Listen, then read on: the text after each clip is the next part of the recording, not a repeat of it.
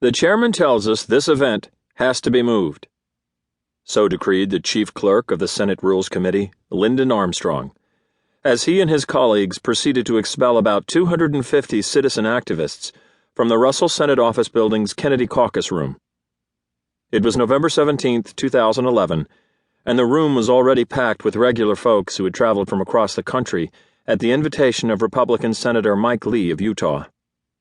Months earlier, Lee had offered to host a meeting of a grassroots group, the Tea Party Debt Commission, in the Russell Building, and had gotten Senate Ethics Committee approval to do so. Together, we wanted to offer a budget-balancing alternative to the Joint Select Committee on Deficit Reduction, aka the Super Committee, and provide a hearing where the people would speak and members of Congress could listen.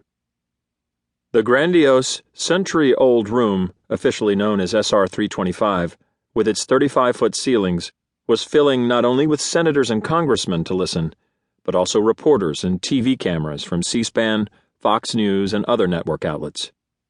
The room seemed like an oddly discordant place for we the people to congregate, and a far cry from the street corner protests Tea Partiers had started organizing in February 2009.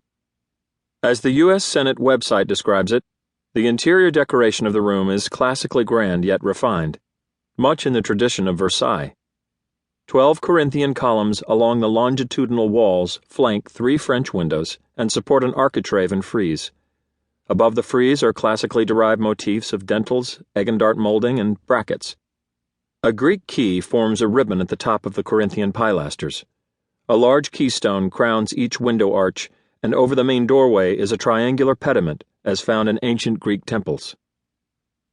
Most who were gathered in the Kennedy Caucus Room that Thursday in November had made extraordinary sacrifices, traveling many miles away from job commitments and families, to petition their elected representatives with the common-sense proposition that our government cannot keep spending money it does not have. We were not in town to protest. Despite a certain let-them-eat-cake air about the Rules Committee staff, this was no modern-day Women's March on Versailles. We'd come peacefully and respectfully to the seat of federal power to offer budget solutions. The Tea Party Debt Commission, TPDC, plan stood in perfect contrast to the way Washington typically conducts business. The process was completely open and transparent. Everyone was welcome to participate.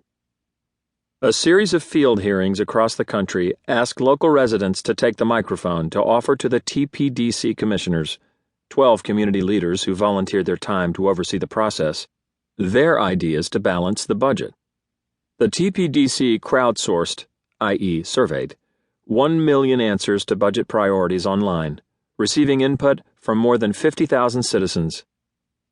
This is hardly the way things work in Washington.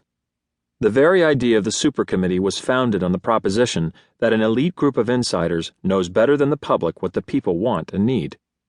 Of course, when you get 12 members of Congress together in one room, each beholden to interests other than the interests of the people, each of the opinion that his or her expertise trumps the will of the people, then you end up with what the country got: nothing. Some would argue this was the goal all along.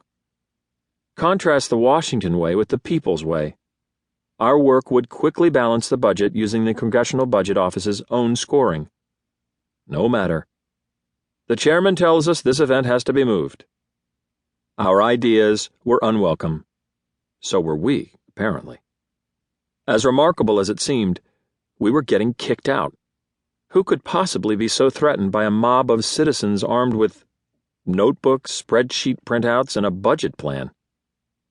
Who would go to such extraordinary lengths to shut down a conversation, a particularly risky public relations move, given the reporters and cameras, and the way and speed with which information spreads these days? Who told you to do it? Senator Lee asked the chief clerk as Senate staffers collected our name placards and attempted to break down our conference tables. Who was kicking us out of a building financed by our tax dollars? Schumer, the Senate staffer responded condescendingly, referring to his boss, Senator Charles Schumer, the hyper-partisan Democrat from New York and chairman of the Senate Rules Committee. "Does the First Amendment have no application here?" asked an incredulous Lee.